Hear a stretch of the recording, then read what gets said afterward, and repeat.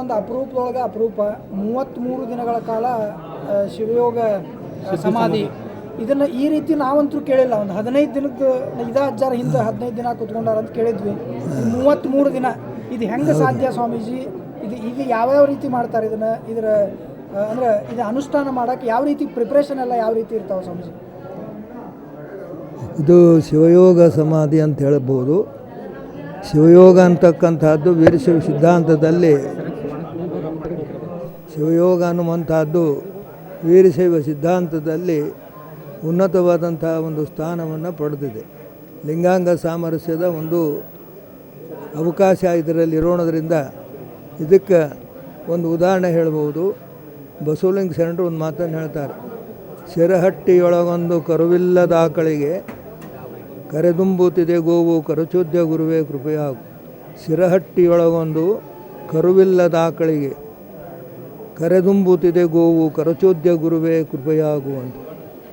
ಶಿರಹಟ್ಟಿಯೊಳಗೆ ಒಂದು ಆಕಳಿದೆ ಅಂತ, ಅದಕ್ಕೆ ಆಕಳಿಗೆ ಮಲೆ ಇಲ್ಲ, ಕರು ಇಲ್ಲ, ಆದರೂ ಕೂಡ ಅದು ತನ್ನ ಅಮೃತವನ್ನು ಕುಡಿದು ಬದುಕ್ತದೆ ಅನ್ನುವಂಥ ಮಾತನ್ನು ಅದನ್ನು ರೂಪಕವಾಗಿ ಯಡೆಯೂರು ಸಿದ್ಧಲಿಂಗೇಶ್ವರರ ಸಮಾಧಿ ಮೇಲೆ ಅವರು ಕೂಡ ಭಾಳ ಕಾಲ ಸುಮಾರು 6 ತಿಂಗಳಕ್ಕಿಂತಲೂ ಹೆಚ್ಚು ಸಮಾಧಿಗೆ ಹೊಂದಿದಂಥ ಸನ್ನಿವೇಶದೊಳಗೆ ಅವಾಗ ಆಕಳು ಬಂದು ಹಾಲು ಕರಿತು ಅನ್ನುವಂಥ ಒಂದು ಉಪಮೆಯನ್ನು ಕೊಟ್ಟು ಅಲ್ಲಿ ಅದೊಂದು ಕಥೆಯನ್ನು ಕೂಡಿಸಿದ್ದಾರೆ. ಆದರೆ ನಿಜವಾಗಲೂ ಕೂಡ ಅದಲ್ಲ. ಅದು ಶಿರಹಟ್ಟಿಯೊಳಗೊಂದು ಕರುವಿಲ್ಲದ ಆಕಳಿಗೆ, ಇಲ್ಲಿ ಶಿರಹಟ್ಟಿ ಅಂದರೆ ಈ ಮಸ್ತಕ ಶಿರಸ್ಸು, ಇಂಥ ಒಂದು ಶಿರಸ್ಸಿನಲ್ಲಿ ಎಲ್ಲ ಜ್ಞಾನ ತಂತುಗಳು ಅವುಗಳೇ ಗೋವುಗಳು. ಆ ಗೋವು, ಈ ಗೋವಿಗೆ ಮಲೆ ಇಲ್ಲ, ಕರು ಇಲ್ಲ, ಆದರೂ ಕೂಡ ಅಲ್ಲಿ ಅಮೃತವನ್ನು ಸವಿಯತಕ್ಕಂಥ ಒಂದು ವಿಶೇಷವಾದಂತಹ ಸಾಧನೆ ಇದಾಗಿರೋಣದ್ರಿಂದ ಆ ಸಾಧನೆಯನ್ನು ಯಾರು ತಮ್ಮ ಚೈತನ್ಯವನ್ನು, ಜೀವ ಚೈತನ್ಯವನ್ನು ಬ್ರಹ್ಮರಂಧ್ರಕ್ಕೇರಿಸಿ ಅಲ್ಲಿ ಆ ಸಾಧನೆಯನ್ನು ಸಂಪೂರ್ಣವಾಗಿ ಆ ಲಿಂಗ ಬ್ರಹ್ಮಸ್ವರೂಪದಲ್ಲಿ, ನಮ್ಮ ಲಿಂಗವೂ ಕೂಡ ಆ ಶಿಖಾಚಕ್ರದ ಮಧ್ಯದಿಂದನೇ ತೆಗೆದಿರ್ತಕ್ಕಂಥದ್ದು. ಅದಕ್ಕೆ ಬಸವಣ್ಣವ್ರು ಹೇಳಿದರು, ಜಗದಗಲ ಮುಗಿಲಗಲ ಮಿಗಯಗಲ ನಿಮ್ಮಗಲ ಪಾತಾಳದಿಂದ ತತ್ತ ನಿಮ್ಮ ಶ್ರೀಚರಣ ಅಗಮ್ಯ ಅಗೋಚರ ಅಪ್ರಮಾಣ ಕೂಡಲ ಸಂಗಮ ದೇವ ನೀವೆನ್ನ ಕರಸ್ಥಳಕ್ಕೆ ಬಂದು ತುಳ್ಕಾದಿರಯ್ಯ ಅಂತ. ಆ ಪರಬ್ರಹ್ಮ ವಸ್ತು ಆ ಪಶ್ಚಿಮ ಶಿಖಾಚಕ್ರದಲ್ಲಿ ಚೈತನ್ಯ ರೂಪದಲ್ಲಿರುವಾಗ ಗುರು ಅದನ್ನು ಇಷ್ಟಲಿಂಗವನ್ನಾಗಿ ತಂದು ಕೊಡ್ತಾನೆ. ಅಂಥ ಲಿಂಗವನ್ನು ಪೂಜಿಸುತ್ತಾ ಲಿಂಗಸ್ವರೂಪವೇ ಆಗಿರ್ತಕ್ಕಂಥ ಲಿಂಗವ ಪೂಜಿಸಿ ಲಿಂಗವೇ ಆಗಿಯ ಅಂಥ ಸ್ವರೂಪವನ್ನು ಈ ರಾಚೋಟೇಶ್ವರ ಸ್ವಾಮಿಗಳವರು ಬಹಳ ಅಪರೂಪದ ಸಾಧನೆ. ಅದು ಎಲ್ಲರಿಗೂ ಕೂಡ ಸಾಧ್ಯ ಆಗುವುದಿಲ್ಲ. ಈ ಲಿಂಗವನ್ನು ಇಷ್ಟಲಿಂಗ, ಪ್ರಾಣಲಿಂಗ, ಭಾವಲಿಂಗ ಅಂತ. ಭಾವಲಿಂಗ ಅದು ಬ್ರಹ್ಮ ಚೈತನ್ಯದಲ್ಲಿರ್ತಕ್ಕಂಥ ಭಾವಲಿಂಗದೊಡನೆ ತಮ್ಮ ಜೀವ ಚೈತನ್ಯವನ್ನು ಬೆರೆಸೋಣದ್ರಿಂದ ಅದು ಸಾಧ್ಯವಾಗ್ತದೆ. ಅಂಥ ಒಂದು ಸಾಧನೆ ರಾಚೋಟೇಶ್ವರ ಶ್ರೀಗಳವರು ಕುಮಾರ ಶಿವಗಳವರ ಆಶೀರ್ವಾದದಿಂದ ಅವರು ಶಿವಮಂದಿರದಲ್ಲಿದ್ದು ಸಾಧನೆ ಮಾಡಿದಂಥವರು.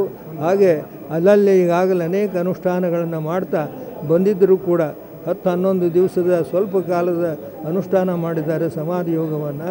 ಆದರೆ ಇದು 33 ದಿನಗಳ ಕಾಲ ಮಾಡಿದ್ದು ಬಹಳ ದೊಡ್ಡದಾದಂಥ ಸಾಧನೆ. ಇಂಥ ಸಾಧನೆಯಿಂದ ಅವರ ಒಂದು ಮೇಲ್ಮೆ ಬಹಳ ದೊಡ್ಡದು. ಅಂಥ ಒಂದು ಸಾಧನೆಯಿಂದ ಜಗತ್ತಿಗೂ ಜನತೆಗೂ ಕೂಡ ಕಲ್ಯಾಣ ಆಗಲಿ, ಕಲ್ಯಾಣ ಆಗ್ತದೆ ಅನ್ನುವಂಥ ಮಾತನ್ನು ಈ ಸಂದರ್ಭದಲ್ಲಿ ಹೇಳಿ ಬಯಸ್ತಿದ್ವಿ. ಸ್ವಾಮೀಜಿ, ಈಗ ಹೊರಗೆ ಬಂದ್ರಲ್ಲ, ಈ ಪ್ರಕ್ರಿಯೆ ಯಾವ ರೀತಿ ಇರ್ತದೆ ಸ್ವಾಮೀಜಿ? ಅಂದರೆ ಈಗ ಸಮಾಜದಿಂದ ಹೊರಗೆ ಬಂದ ಕೂಡಲೇ ಅವರು ಯಾವ ಸ್ಥಿತಿಯೊಳಗಿರ್ತಾರೆ, ಅವರು ಮುಂದೆಲ್ಲ ಕಾರ್ಯಕ್ರಮಗಳು ಯಾವ ಆಗ್ತಾವ? ಶಾರೀರಿಕವಾಗಿ ಭಾಳಷ್ಟು ಕುಗ್ಗಿರೋದ್ರಿಂದ ಸಮಯ ಬೇಕಾಗ್ತದೆ.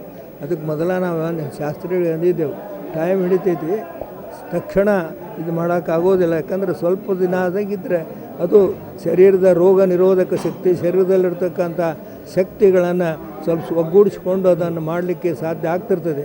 ಆದರೆ ನಿರಂತರವಾಗಿ 33 ಅಂದರೆ 775 ತಾಸು ಅವರು ಈ ಸಮಾಧಿ ಯೋಗದಲ್ಲಿ ಕುಳಿತುಕೊಂಡಿರೋದ್ರಿಂದ ಹೆಚ್ಚು ಸ್ವಲ್ಪ ಶರೀರ ಬಳಲಿರ್ತದೆ, ಆಯಾಸಗೊಂಡಿರ್ತದೆ. ಅದಕ್ಕೆ ಸಮಯ ಬೇಕಾಗ್ತದೆ. ಆ ಸಮಯ ನಂತರ ಅವರು ಯಥಾ ರೀತಿ ಆಗ್ತಾರೆ ಅನ್ನುವಂಥ ಮಾತನ್ನು ಹೇಳ್ಬೋದು. ಸ್ವಾಮೀಜಿ, ಈಗ ವೈದ್ಯಕೀಯ ಜಗತ್ತಿಗಂತೂ ಇದು ಅಸಾಧ್ಯನ ಅಂತಾರೆ, ಆದರೆ ಯೋಗದೊಳಗೆ ಇದೆಲ್ಲ ಸಾಧ್ಯ. ಸಾಧ್ಯ ಇದೆ ಅನ್ನುವಂಥ ಮಾತನ್ನು ಹೇಳಿದೆವಲ್ಲ, ಅದಕ್ಕೆ ಉದಾಹರಣೆ ಕೊಟ್ಟು ಕೂಡ ಹೇಳಲಾಯಿತು. ಅದು ಸಾಧ್ಯ ಇದೆ. ಆದರೆ ಅದನ್ನು ಸಾಧಿಸುವಂಥ ಸಾಧಕರು ಬಹಳ ಕಡಿಮೆ, ಅಪರೂಪ. ಅನುಪಮ ಅಂತ ಹೇಳ್ಬೋದು. ಇಂಥ ಸಾಧನೆ ಮಾಡಿದವರು ಇವತ್ತಿನ ದಿನಮಾನದಲ್ಲಿ ಬಹಳ ಅಪರೂಪ. ಇದೊಂದು ಅಸಾಮಾನ್ಯವಾಗಿರ್ತಕ್ಕಂಥ ಸಾಧನೆ. ಆ ರೀತಿಯಲ್ಲಿ ಅವರ ಸಾಧನೆ ನಿಜವಾಗಲೂ ಕೂಡ ಇವತ್ತು ಎಲ್ಲರಿಗೂ ಕೂಡ ಆಶ್ಚರ್ಯ ಮತ್ತು ಬಸವಲಿಂಗ ಶರಣ ಹೇಳ್ದಂಗೆ ಕರಚೋದ್ಯ ಅಂತ ಹೇಳ್ತಾರೆ. ಕರಚೋದ್ಯ ಅತ್ಯಾಶ್ಚರ್ಯವಾದಂಥ ಘಟನೆ ಅನ್ನುವಂಥ ಮಾತನ್ನು